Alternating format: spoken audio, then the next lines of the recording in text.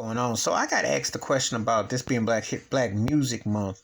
How come can you respect the newer era and the differences? I said the problem is there's no respect. There's no respect within the community, but there's no respect with the music because older artists get dissed. And you got to understand something. The institutionalized racism in the music industry allowed sampling to make new artists lazy. So they just take bits and parts, but don't understand the science of what made artists do what they did. So when you hear artists who created music from even as singers, they had to know their parts. Background vocals had to know their parts. So it's a slap in the face for people come from a musical perspective that people come along and get bits and pieces and they get a stage name and then they get all this money and they become boutique in the windows and everyone thinks, oh, they're the greatest thing since sliced bread without telling them about the work. And a lot of times, often than not, it gets glorified. There are people who don't understand the impact of Parliament Funkadelic, but they know Dr. Dre, they know Ice Cube, they know Snoop.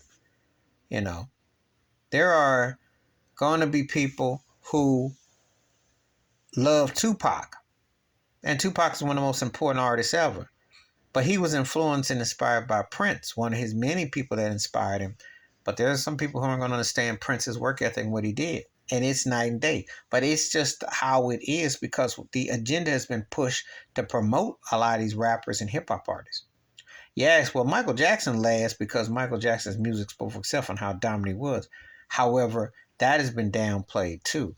When the Houston people, and it's one thing when new eras come along, but it's another when the agenda. And what makes hip hop, I think one of the problems with it is because it has become like a jukebox of taking pieces, but not the musicality.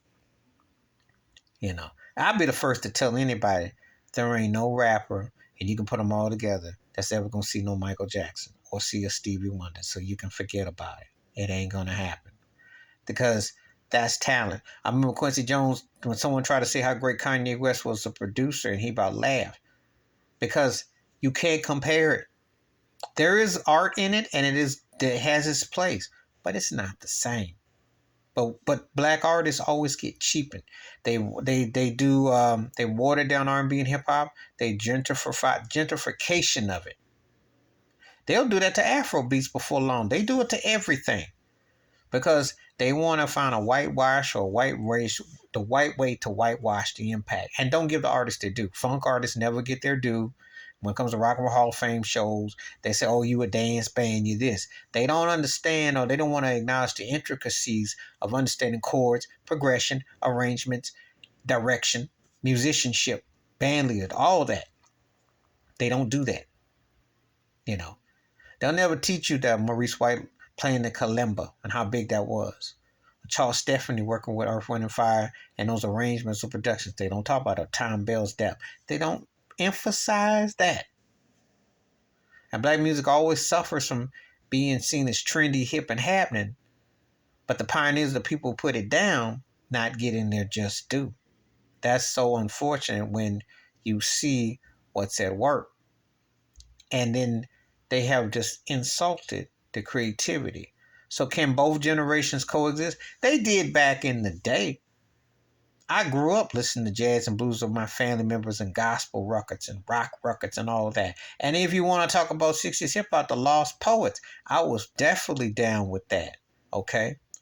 But the thing is now what they've done the last 30 years with hip hop being the predominant, there was, you had the R. Kellys, you had the Baby Faces, you had Usher with Success, you had Beyonce, Mary J. Blige, you could throw Mariah Carey.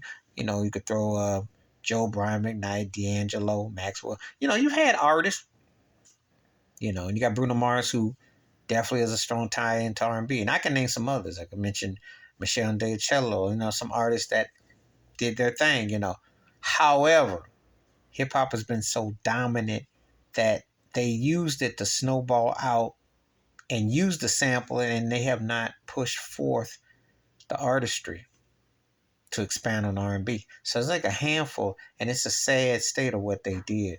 The institutionalized systematic racism. They don't do that to white artists. They don't do it to white artists. They don't run them out like they do black artists. Trendy and not support. And I think the big problem is we don't support what's been created. Some don't. I do. I ain't gonna forget. I know the impact of what real R&B, what soul music, what funk is too important. And I like hip hop a lot. Don't get it twisted. I grew up on it. However, it ain't the end all be all. And a lot of it is plantation based. And I might consider doing a video that's basically been the reparations, because if you think about it, that fool's goal of what they're selling and how the feds are using them and how that whole thing is coming is a sorry state of affairs with the snitch and everything that goes on. It's definitely been a debauchery and a sad state. So can old school black music and new school black music coexist and be friends and family and show love? It don't look like it. That's what the powers that be want, and they put this on purpose to water down the product. And sadly, a generation comes up along, they'll not know who the real writers are, the real producers, performers, unless they Wikipedia, and they don't even want to do that. Because when they stream and they sell you the fake of the dream, you don't read the credits. They don't do that with the white counterparts. I'm just saying. Please hit like, subscribe, work your thoughts, comments, and I do respond. Thank you. Wash your hands, keep your mind clear, watch it for another, and share the video if you like. And I'm out. Peace.